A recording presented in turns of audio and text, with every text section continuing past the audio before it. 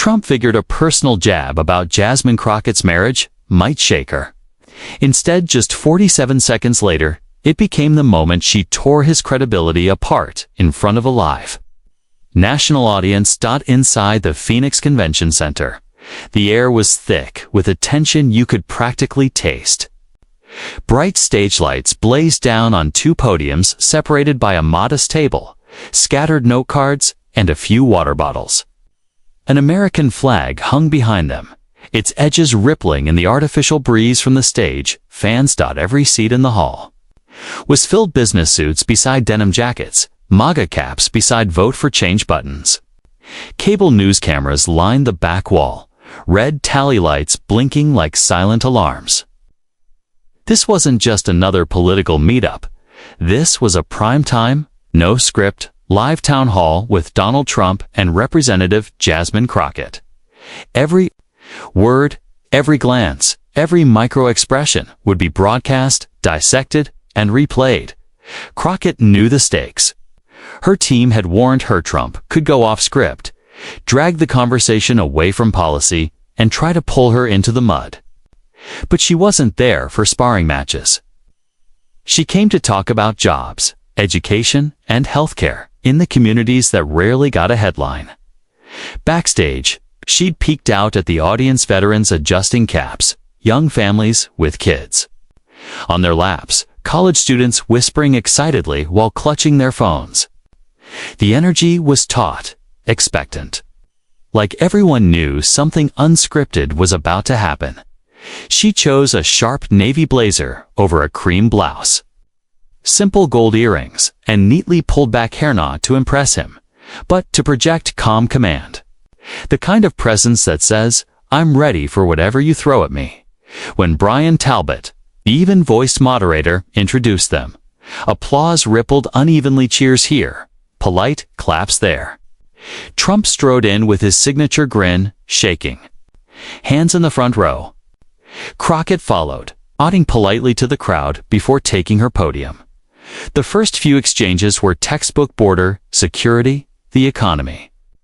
Crockett came loaded with facts, real examples, and sharp observations. Trump countered with sweeping claims and personal credit for job growth. But between answers, his eyes lingered on her, measuring, smirking, waiting. She recognized that look. It was the prelude to a swing meant to knock her off balance. By the time healthcare came up, Crockett was in full rhythm, laying out her plan for rural hospital access when she noticed Trump shifting elbows on his podium, ready to pounce. She didn't break stride. The audience was with her. Then Talbot turned to Trump for a response. Trump leaned in. "Well, I think it's a lot of talk. She likes to talk a lot. Maybe she should focus more on keeping her own household in order before telling the country how to run its hospitals." It wasn't the full blow yet, but the crowd murmured. The air tightened. Crockett kept her eyes on the moderator, not him. Her breathing stayed even. What no one in that room knew was that Trump had just stepped onto the trap she'd been patiently waiting to spring. And in less than a minute, the exchange would become one of the most replayed political moments of the year. "Representative Crockett," he began, "you've been vocal about accountability and federal spending. Can you give us a concrete example of where the current administration has failed?" Jasmine Crockett didn't hesitate. "Absolutely. We've got millions going to programs with no measurable results, while rural hospitals are closing and school districts are cutting staff. That's not just waste, it's negligence, and it's hurting everyday people." Her voice was calm but direct. Every sentence landed with weight. She didn't look at Trump yet. She wanted the words to settle first. Trump adjusted his microphone. "Look, I think the Congresswoman is confused. We've done an incredible job, probably the best job at managing the country's finances. Record growth, record jobs, the best numbers you've ever seen." Crockett's lips curved into something between a smile and a smirk. "Mr. President, if those numbers were helping everyday Americans, they wouldn't be choosing between buying medicine and paying their electricity bills." Growth on paper doesn't keep the lights on. A few in the audience clapped. Trump glanced at them, then back at her, tilting his head as if sizing her up. The moderator, Brian, shifted to foreign policy. Trump went first, talking about strength, deals, and getting America respect again. Crockett listened silently, pen tapping against her notepad. When her turn came, she didn't counter him directly.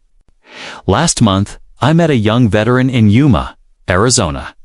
2 tours overseas, lifelong injuries. He told me he didn't feel respected not because of what happened there, but because of what happened when he came home. Our VA system failed him. If we're talking about respect, we should start with the people who've already given everything for this country. Applause broke out. Trump's face stayed neutral, but his eyes flicked toward the cameras. The next topic: education. Crockett linked rural teacher shortages to economic instability. Trump fired back that teachers needed to perform better and unions were making things worse. Their exchange quickened, almost competitive, but under the surface, something was shifting. Trump's tone edged away from policy toward personality. His interruptions came faster.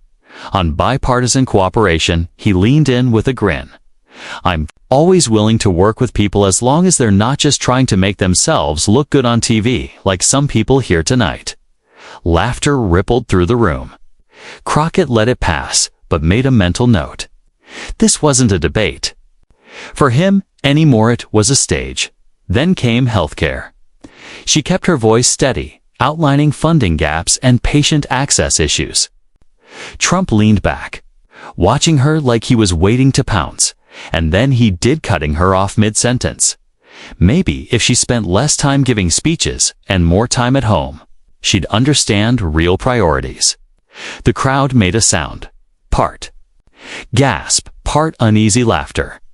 Crockett paused just long enough to let the comment hang in the air, then continued as if it hadn't been said. Brian tried to move on, but the collision course was obvious. Every answer grew sharper, every glance longer. The breaking point came during a segment on rural healthcare policy. Brian's question to Trump was simple. How would you address the closure of small-town hospitals?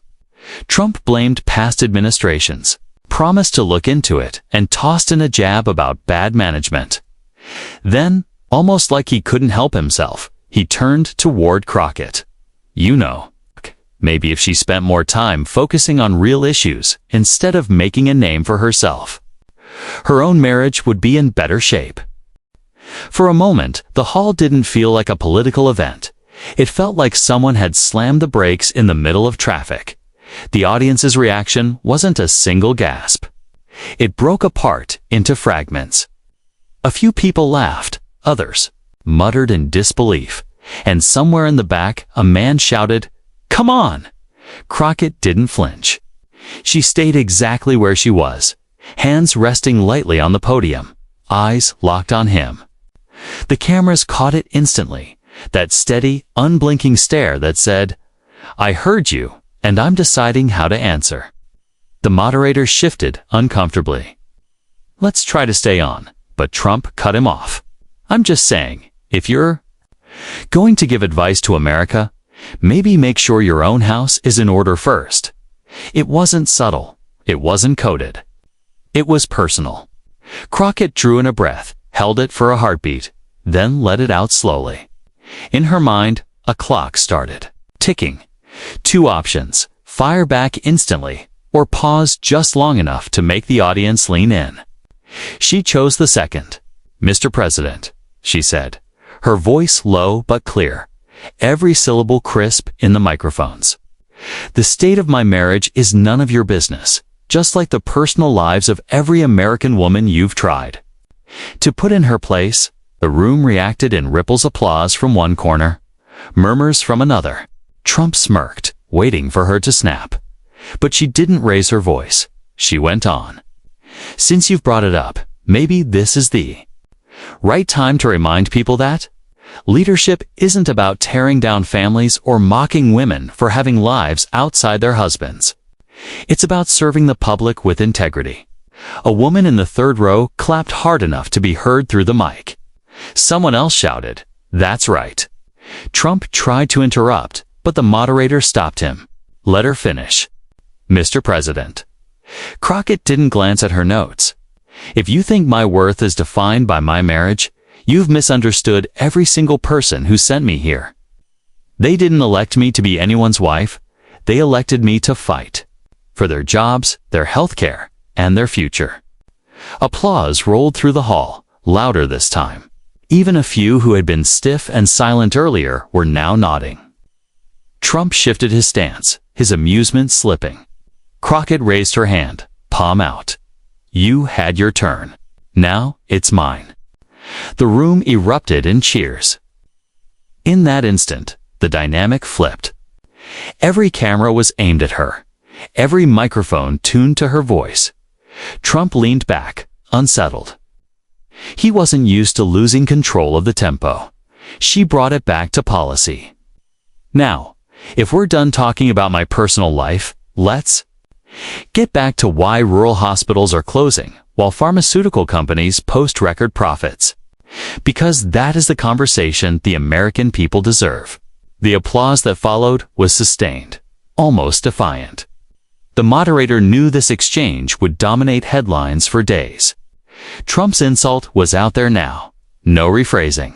No joking it away. He'd gone for her marriage, and in doing so, he'd shifted the entire tone of the night.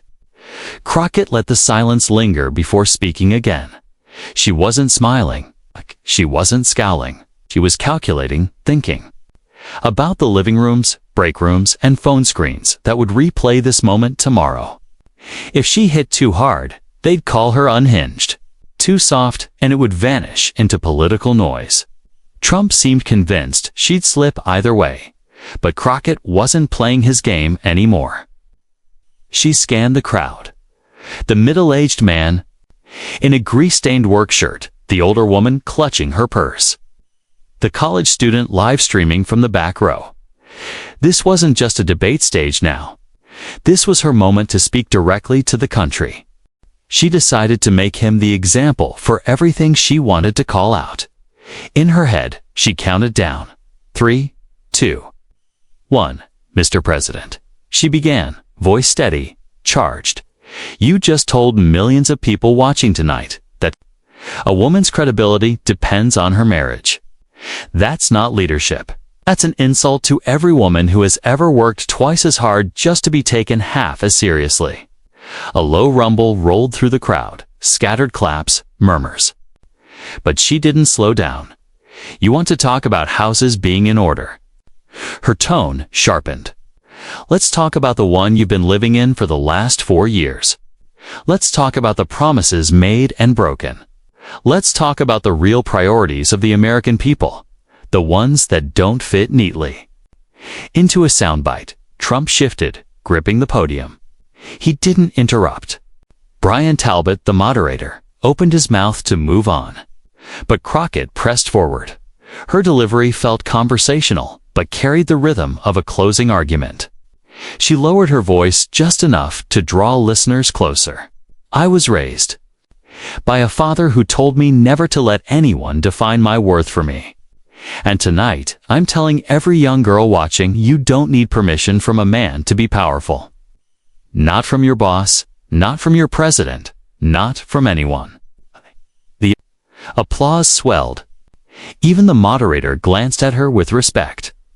She wasn't just talking to him anymore. She was talking through him. His jab had backfired. Trump muttered into his mic, but the sound was lost in the clapping. His smirk was gone, replaced with the tight look of someone no longer steering the conversation. She leaned forward, eyes locked on the camera. "And for the record, Mr. President, my marriage is strong, not because it's perfect, but because it's built on respect. Something this country could use a little more of from its leaders." The crowd rose to its feet. Cheers, whistles, claps. "Okay, okay. Fine, you made your speech," Trump said finally. But his voice had lost its edge. "It's not a speech, sir. It's the truth." The line landed like a drumbeat, Short, final, unanswerable. Brian stepped in quickly. All right, let's bring it back to healthcare policy.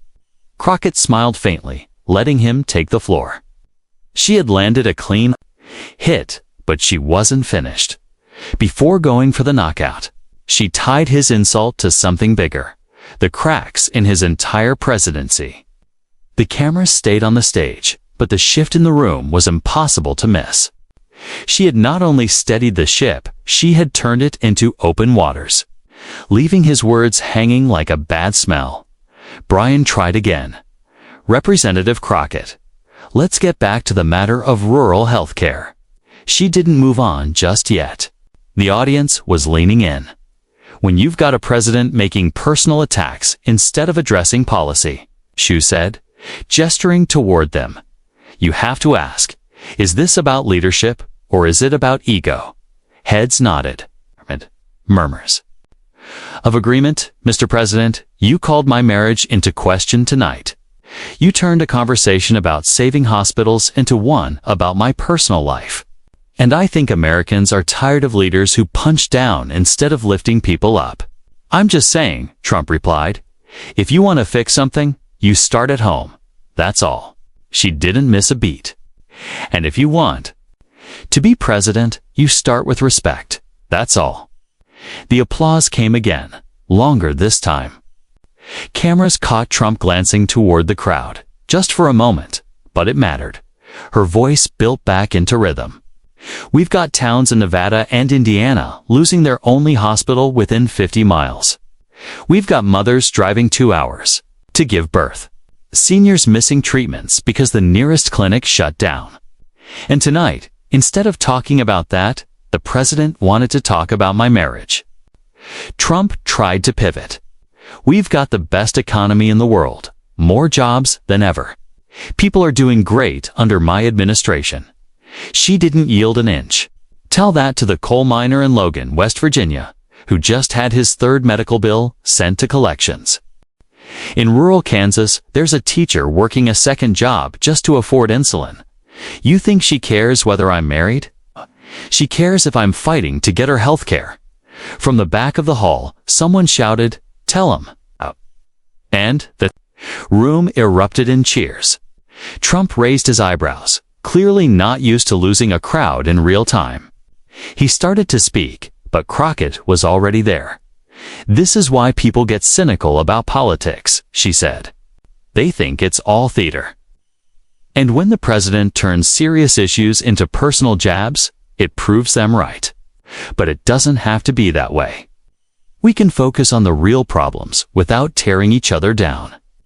Her voice wasn't loud, but each word was deliberate. The mics caught every syllable with perfect clarity. Brian leaned forward. Congresswoman, are you saying you believe the president's approach tonight has been counterproductive? She turned slightly toward him, keeping Trump in her peripheral vision. I'm saying the American people deserve better than counterproductive.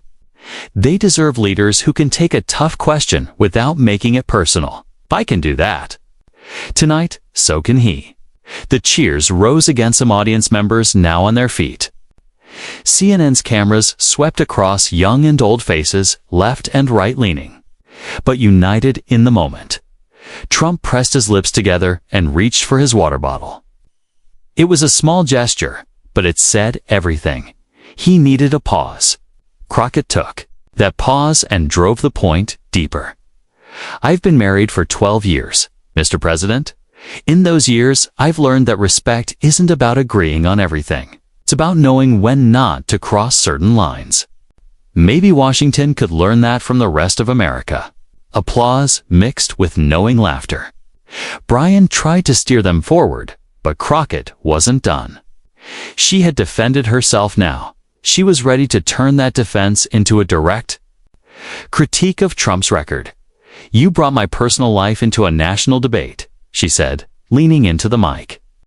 So let's talk about something personal for the American people. How your administration's choices have reached into their homes, their paychecks, and their futures. The room quieted. Even the restless ones were now leaning in. Crump. crossed his arms loosely, and muttered into his mic, "Here we go." "You've talked a lot about record jobs and the best economy," she continued. "But wages in rural counties like Knox County, Missouri, haven't kept up with inflation. Grocery stores are closing as corporate chains push them out. Family farms are folding after generations. Because subsidies go to corporations with lobbyists in Washington, not the people working the land." There were murmurs, some in agreement, others bristling, but she pushed forward. "You say America is winning. But for the woman in Clay County, Arkansas, choosing between gas and her child's asthma medication, it doesn't feel like winning. For veterans in Wilkes-Barre, Pennsylvania, still waiting months for basic VA care, it doesn't feel like winning." A wave of applause swept through the hall. Trump cut in. "We've done more for veterans than any administration in history. Everybody knows that." She turned toward him, voice steady. "Then why do they keep telling me they're being left behind? Are they all wrong, Mr. President?" He hesitated, and she moved in for the next point. "And since you brought women into this, let's be clear. You've attacked them on Twitter, interrupted them in meetings, questioned their intelligence on national TV. This isn't about me. It's about the message that sends to every young girl watching. It tells her that no matter how hard she works, how prepared she is, or how firmly she stands her ground, someone will still try to tear her down for reasons that have nothing to do with her work." The applause was long and sustained, echoing. Off the high ceilings, Trump leaned into his mic. "You've got a lot of opinions and facts," she cut in, calm but sharp, drawing laughter from part of the crowd. "I've been in enough courtrooms to know when someone's changing the subject, because they don't have a good answer. And Mr. President, when you turn a policy discussion, that's exactly what you're doing, dodging the real issues. But I'm not here to play that game. I'm here because the people who sent me to Washington don't need their pride protected. They need their paychecks, their health, and lead, and their future protected." Brian glanced toward Trump, maybe expecting him to jump in. He didn't. That silence gave me the runway to drive the point home. I looked straight into the crowd, locking eyes with a few faces. "If you're watching this at home," I said, "you deserve leaders who answer hard questions without hiding behind cheap insults. You deserve a government that doesn't treat politics like some reality show. And you deserve a president who can focus on your needs instead of making everything about himself." The applause got louder.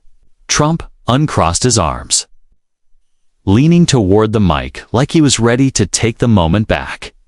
"You can talk a lot, Congresswoman, but talking doesn't fix anything." I met his stare.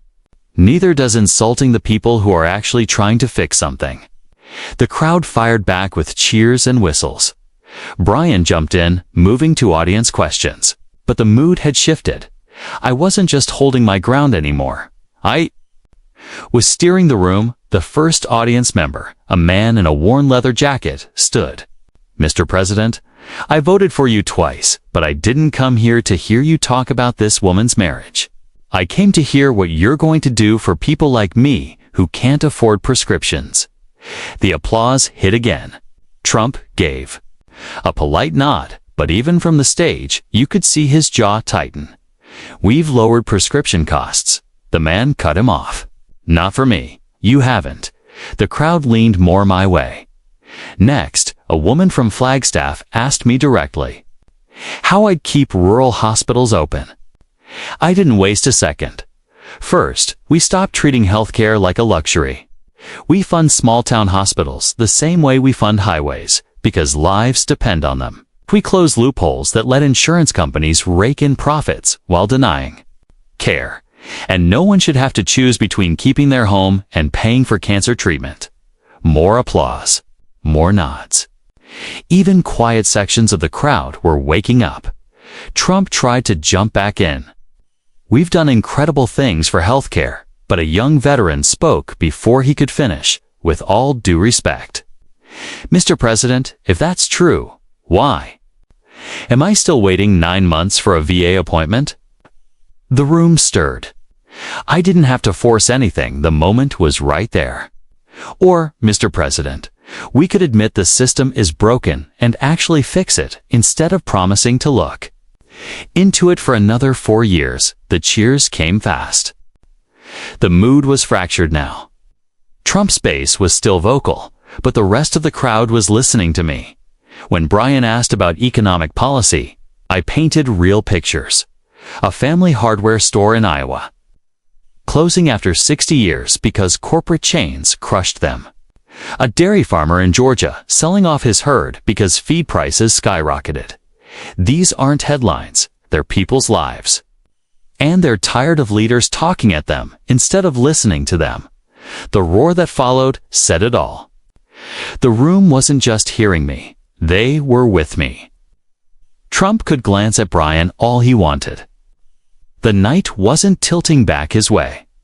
People could feel it, not just in the room, but in their own pockets. That line landed hard. Some stood to clap. A few stayed on their feet even after the noise began to fade. Trump tried to jump in. Nobody's done more, Crockett didn't even glance his way. She let the crowd be the final word in that moment. Brian stepped in. One last audience question before we move to closing statements. Everyone knew it. This wasn't just a debate anymore. The tide was turning, and Crockett was steering it. The mic went to a middle-aged nurse from Prescott Valley. She gripped it with both hands. Congresswoman, I've worked in healthcare for 22 years. I've seen her so full, we have patients in hallways. I've had to tell people they can't get the medicine they need because insurance won't cover it.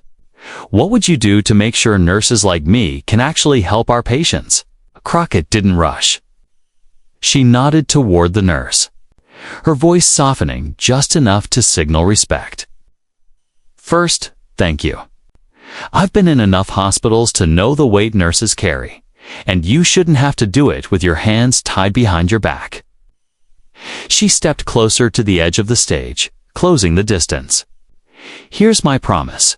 We fully fund rural and community hospitals so they can stay open. We cap the cost of life-saving drugs, period. And we make insurance companies answer for every denial with fines big enough to make them think twice before putting profit over people. Applause built quickly. Trump leaned toward his mic. We've done more for healthcare workers than any administration in history. Everybody knows that. Crockett turned to him, voice steady. If they knew it, Mr. President, they wouldn't still be standing here asking for help. The applause came sharper now, almost anticipatory. Brian glanced at the clock. Closing statements. We'll start with Representative Crockett. Trump's eyebrows twitched. Starting with her meant she'd have the last word of the night. She stepped to the podium, both hands resting lightly. Tonight, you heard a lot about numbers, record jobs, the best economy, but numbers don't tell the whole story. People do, and the stories I hear are from parents choosing between rent and groceries, veterans still waiting for care, nurses like the one we just heard from doing the work of 3 people because the system keeps cutting corners. She paused, letting silence work for her. We can do better. And that starts with leadership that listens, respects, and answers the hard questions without hiding behind personal insults. Trump shifted at his podium. When you attacked my marriage tonight, you didn't just attack me.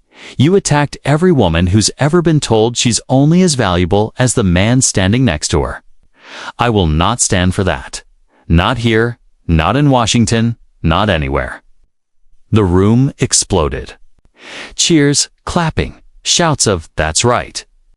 From the back, America doesn't need a president who measures people by their personal lives.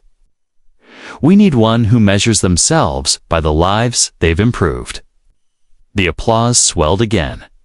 Trump spoke next, hitting familiar points about the economy, military strength, and big promises. He never circled back to the marriage comment. The absence spoke louder than any denial. Brian began to wrap up, but Crockett wasn't finished. She stepped back to the mic. One more thing. To every young person watching, especially young women, don't let anyone define your worth by something they can use against you. Define it yourself. Stand in it. Even when they try to knock you down. This time, nearly the whole room rose, clapping, cheering, the sound echoing as cameras kept rolling. Trump offered only a tight smile. By the next morning, every major news outlet had the same image on replay. Jasmine Crockett standing tall at the podium, the crowd behind her steady and unshaken. The real measure of her night, however, wouldn't come from applause. It would come from the political firestorm ignited when those 47 seconds hit the internet. By the time the stage lights dimmed and the moderator thanked the audience, the defining moment of the night was already spreading, carried in phone alerts, social media posts, and text messages pinging from pocket to pocket. Backstage, Crockett's team moved fast. Her communications director, Lorna Whitfield, had one earbud in, listening to a producer from MSNBC. "They're already running the clip," she whispered, barely hiding her grin. "It's everywhere." Crockett sipped water from a paper cup, keeping her expression calm. She knew how quickly the news cycle could turn. But this didn't feel like just another headline.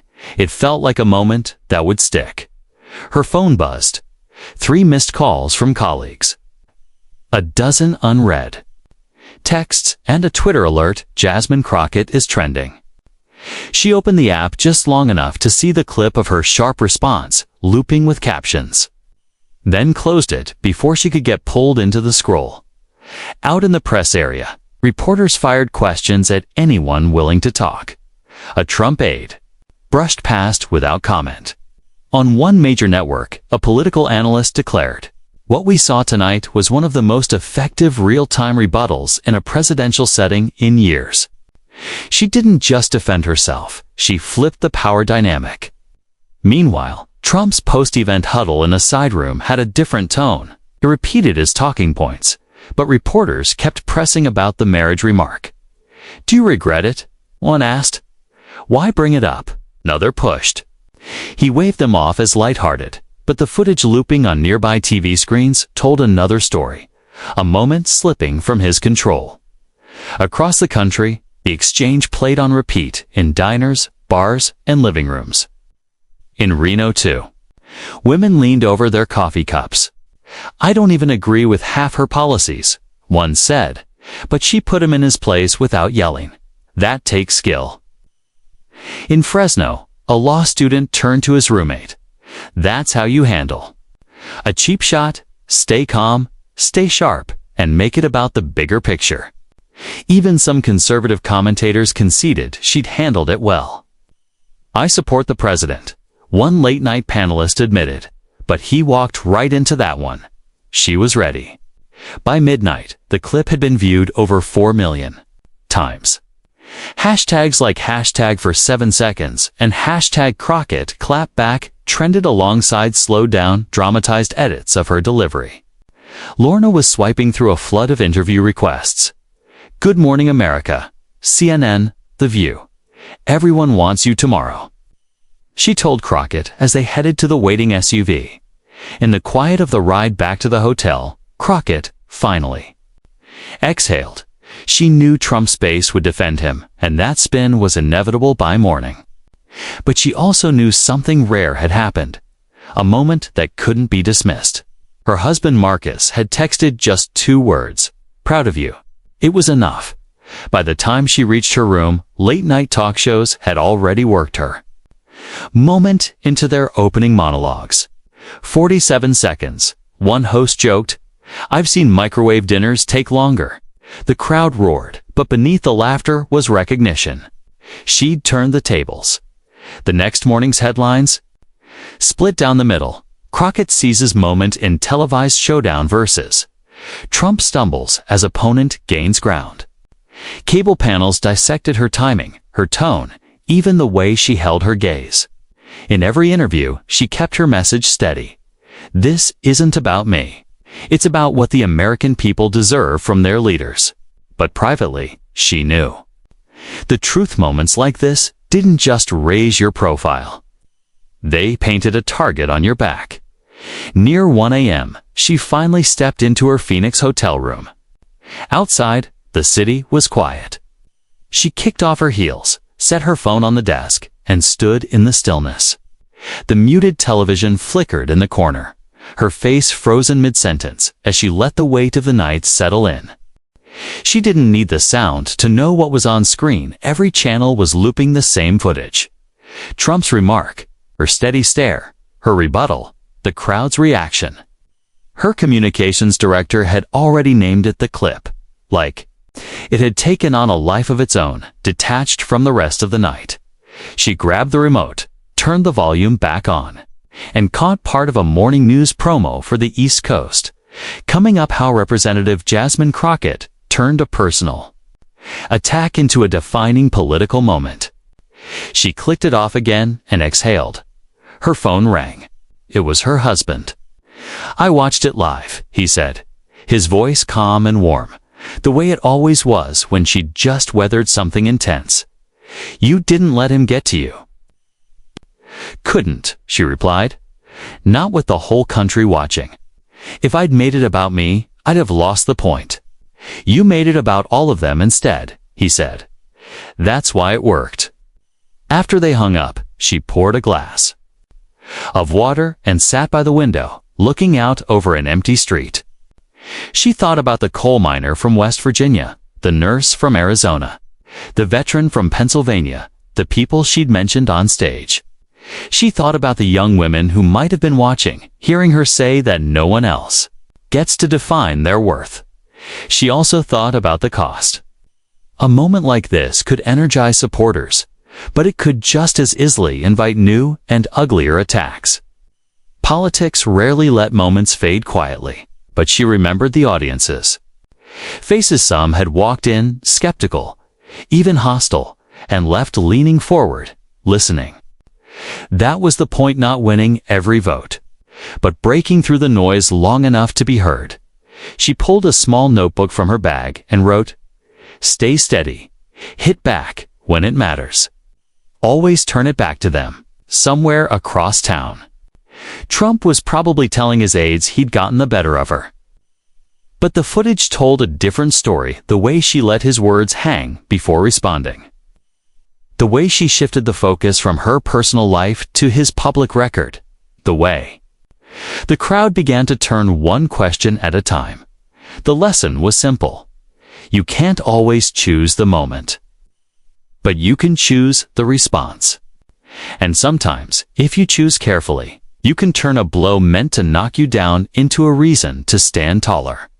She glanced at her phone again. Messages were still pouring in from colleagues, friends, strangers. One from a high school student. "In Topeka, read, I've never seen someone handle a guy like that on live TV. Made me feel like maybe I could do it too someday." That one stayed with her the longest. By the time she crawled into bed, the adrenaline was fading, but the clarity remained. Moments pass, headlines fade, but the example you set, how you carry yourself when the spotlight is harsh, sticks. Tomorrow would bring another round of interviews, think pieces, and social media storms. Some would praise her, others would tear her down. That was politics. But tonight, she knew she'd done more than win a moment. She'd shown that respect and leadership aren't about who shouts loudest, but who stands their ground with purpose. To anyone watching, whether in a crowded hall or a small town, kitchen, the message was simple. Don't let someone else write your story for you. Strength isn't about never being attacked. It's about knowing who you are and making sure everyone else knows it too.